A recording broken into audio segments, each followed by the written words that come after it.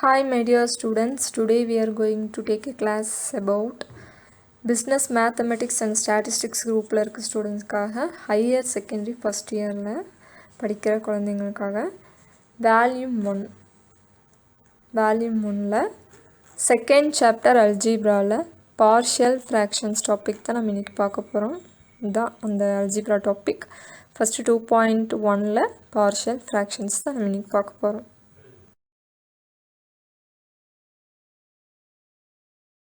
Second chapter அல்ஜீப்ராவில் பார்க்க போகிற subdivisions என்னென்னா பார்ஷியல் ஃப்ராக்ஷன்ஸ், அப்புறம் various techniques to resolve into partial fractions.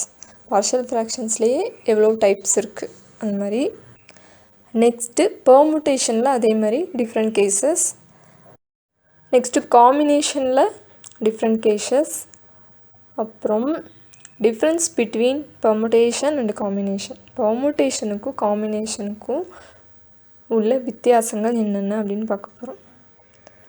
Next concept and principle of mathematical induction. At last binomial expansion techniques. ஓகேவா? இவர் தான் வந்து அல்ஜீப்ராவோட ஃபாதர், அதாவது அல்ஜீப்ராவை கண்டுபிடிச்சவர். Algebra is used to find perimeter, area, volume of any plane figure and solid. அதாவது perimeter, area, வேல்யூம் எந்த ஒரு பிளேன் ஸ்பேஸ் எடுத்துக்கிட்டிங்கனாலும், இல்லை ஒரு ஹெவியான மெட்டலோ ஏதோ ஒன்று எடுத்துக்கிட்டிங்கனாலும் அதோட பெரிமீட்டர், ஏரியா, வேல்யூம் இதெல்லாமே நம்ம அல்ஜீப்ராவை யூஸ் பண்ணி கண்டுபிடிக்க முடியும். ஓகேவா? நெக்ஸ்ட்டு மெயின் டாபிக்ஸ்க்கு வந்துட்டோம். நம்ம 2.1 பார்ஷியல் ஃப்ராக்ஷன்ஸ். பார்ஷியல் ஃப்ராக்ஷன்ஸில் ஃபஸ்ட்டு என்ன டெஃபினேஷன் கொடுத்துருக்காங்க அப்படின்னா ரேஷ்னல் எக்ஸ்ப்ரெஷன். ரேஷ்னல் எக்ஸ்ப்ரெஷன்னா என்னென்னா an expression of the form p of x by q of x equal to a0 x power n plus a1 x power n minus 1 plus etc plus an divided by b0 x power m plus b1 x power m minus 1 plus etc plus bm. q of x is not equal to 0 is called a rational algebraic expression. சிம்பிளாக சொல்லணும் அப்படின்னா ரேஷ்னல்னால் என்ன, அப்புறம் algebraic எக்ஸ்ப்ரெஷன்னா என்னென்னு நீங்கள் செப்பரேட்டாக தெரிஞ்சுக்கிட்டிங்கன்னா இந்த definition வந்து ஈஸி. ரேஷ்னல் நம்பர்ஸை நம்ம என்னன்னு தெரிஞ்சுக்கலாம்.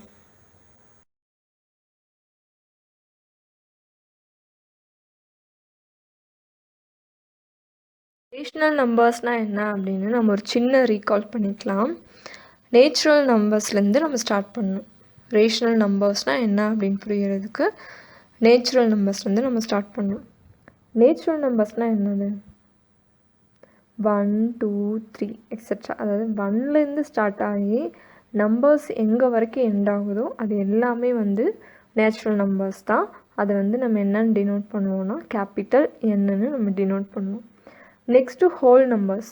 ஹோல் நம்பர்ஸ்னால் என்ன அப்படின்னா 0லேருந்து ஸ்டார்ட் ஆகிற நம்பர்ஸ், அதாவது நேச்சுரல் நம்பர்ஸ் கூட நீங்கள் 0 சேர்த்து கிடச்சிதுன்னா அது வந்து ஹோல் நம்பர்ஸ். அதாவது 0 1 2 3 எக்ஸட்ரா இந்த மாதிரி ஸ்டார்ட் ஆகும். வித்தவுட் 0 அது நேச்சுரல் நம்பர்ஸ், வித் 0 அது ஹோல் நம்பர்ஸ். ஹோல் நம்பர்ஸை நம்ம எப்படி ரெப்ரசன்ட் பண்ணுவோம்னா capital W. Next integers.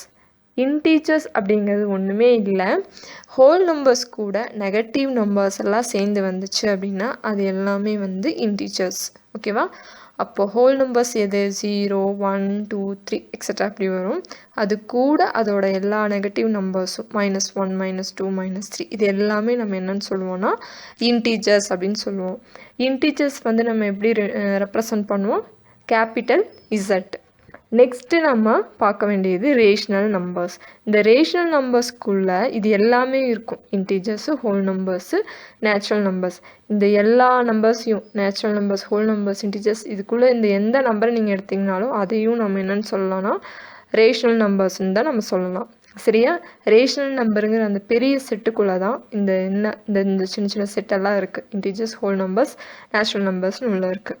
Okay, rational numbers நம்ம எப்படி ரெப்ரசன்ட் பண்ணுறோன்னா, அதாவது P/Q ஃபார்ம். ஓகேவா, நியூமரேட்டர் டினாமினேட்டர்னு நம்ம ரெப்ரசன்ட் பண்ணுவோம். அதாவது டினாமினேட்டர் கண்டிப்பாக வந்து எப்பயுமே என்னவாக இருக்கக்கூடாதுன்னா ஜீரோவாக இருக்கக்கூடாது. ஓகேவா, க்யூ வந்து அது கீழே இருக்க நம்பர் வந்து ஜீரோவாக இருக்கக்கூடாது. ஓகே, இப்போ ஒரு எக்ஸாம்பிளுக்கு 1/4 அப்படிங்கிற ஒரு ஃப்ராக்ஷன் எடுத்துக்கிறோம். அதாவது P, இது வந்து Q. இப்போ வந்து இதையும் நம்ம ரேஷனல் நம்பர்ஸ்ன்னு சொல்லலாம். இதை டிவைட் பண்ணால் நமக்கு ஒரு டெசிமல் கிடைக்கும் இல்லையா, அந்த டெசிமலை வந்து நம்ம என்னென்னு சொல்லலாம், அதையும் ரேஷனல் நம்பர்ஸ்னு சொல்லலாம். இப்போது ஒரு நம்பரை நம்ம டிவைட் பண்ணுறோம், ஏதோ ஒரு ஃப்ராக்ஷனை டிவைட் பண்ணுறோம்.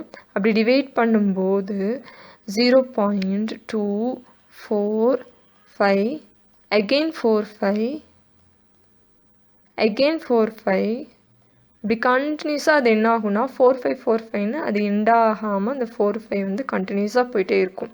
அப்படி இருந்துச்சுன்னா அந்த நம்பரை நம்ம இந்த மாதிரி தான் ரெப்ரசன்ட் பண்ணுவோம். அதாவது 0.245ங்கிறது வந்து கண்டினியூஸாக வர்றதுனால அதுக்கு மேலே வந்து நம்ம பாரை போடுவோம். சரியா, இந்த மாதிரி ரெப்ரசன்ட் பண்ணுவோம்.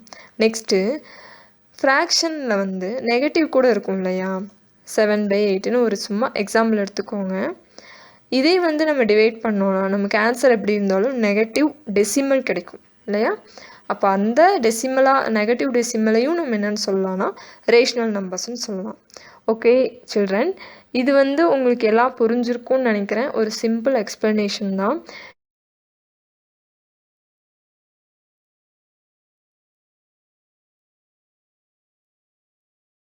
ஓகே, ரேஷனல் நம்பர்ஸ்னால் என்னன்னு நம்ம பார்த்துட்டோம்.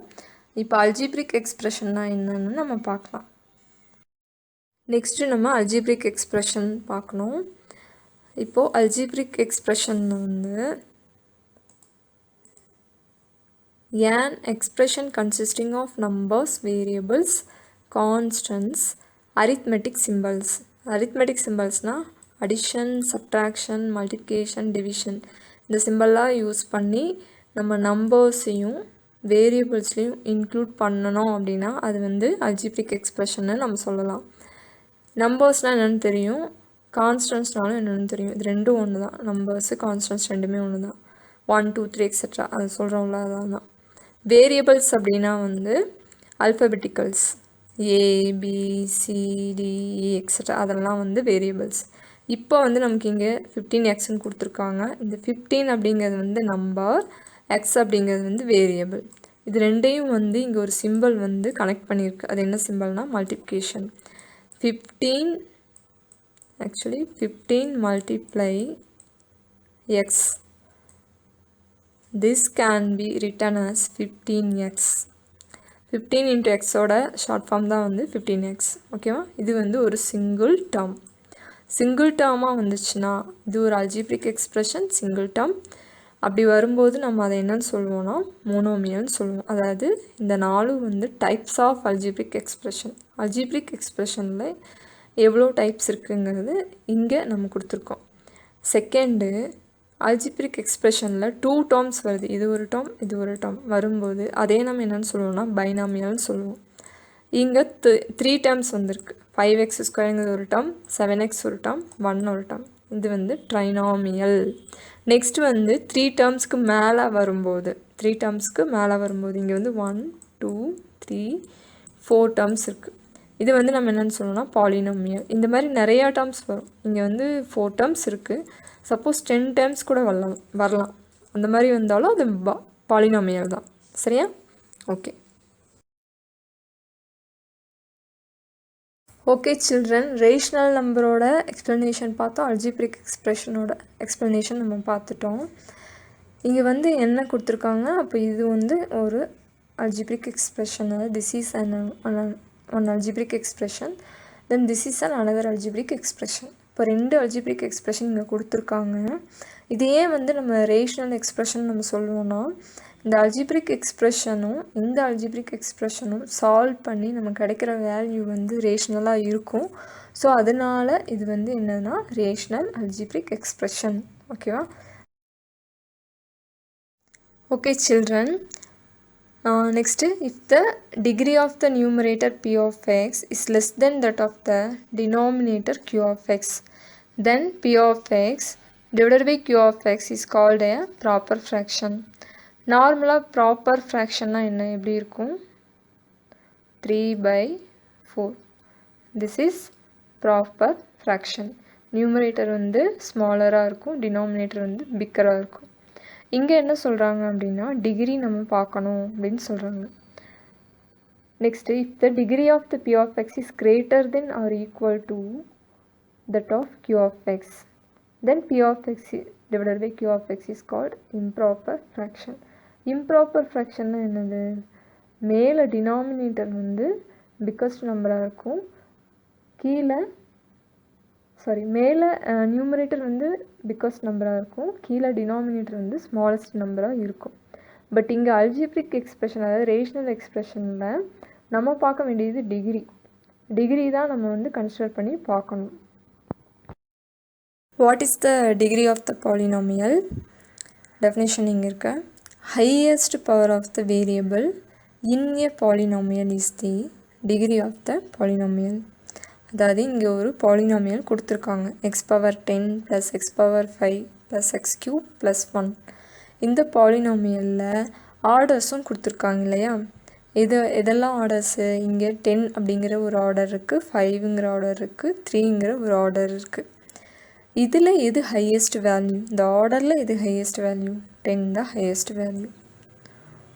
இந்த 10 தான் ஹையஸ்ட் வேல்யூ. ஸோ இந்த பாலினாமியலோட டிகிரி என்ன அப்படின்னா 10 is the degree of this polynomial. Okay, next ஒரு பாலினாமியல் கொடுத்துருக்காங்க. 5x² + 2x -7 -4x² cube 4x cube கொடுத்துருக்காங்க.